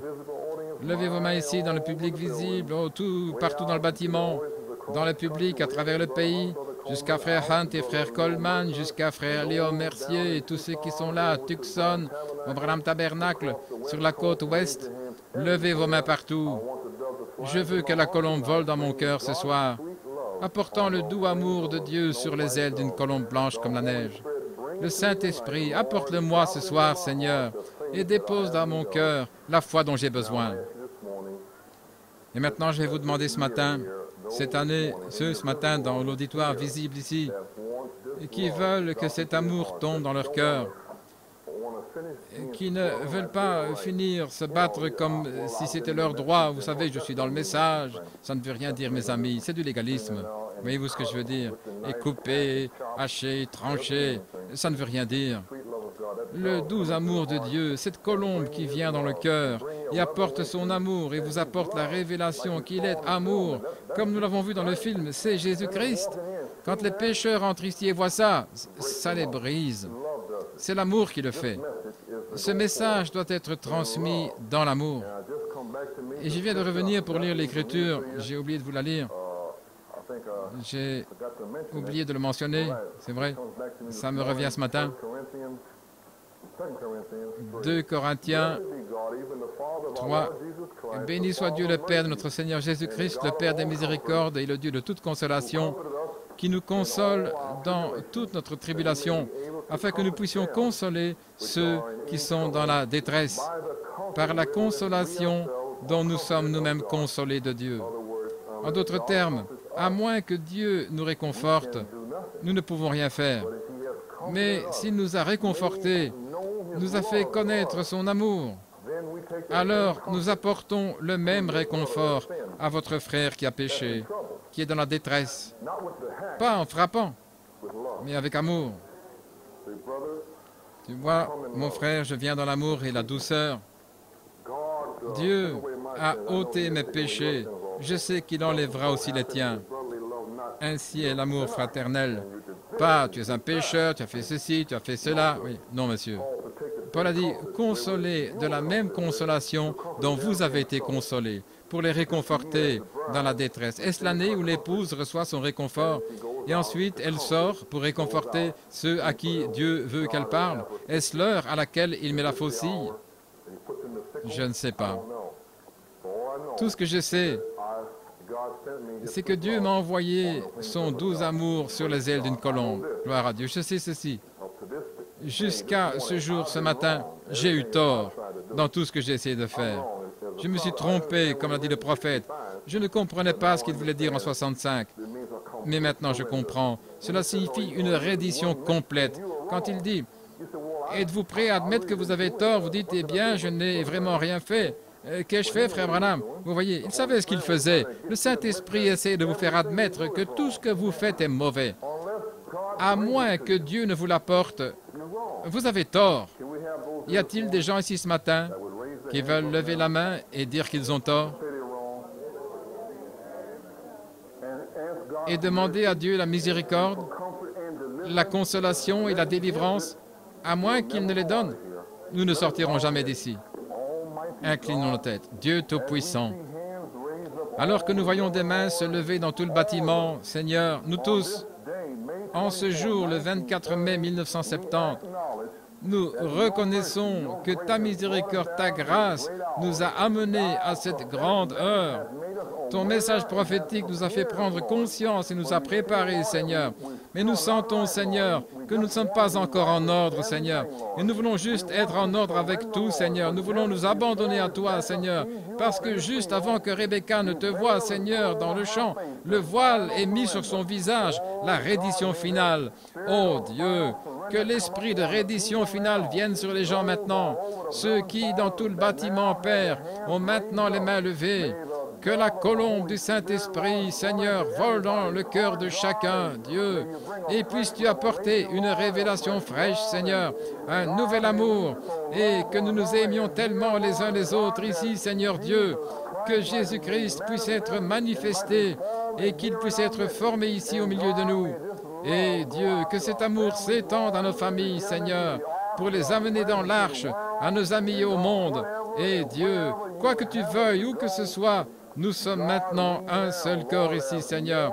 Nous nous remettons tous à toi ce matin.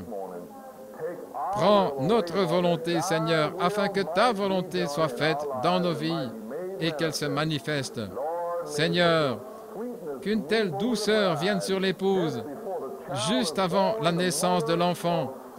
La mère, une douceur de Dieu entoure la mère, Seigneur.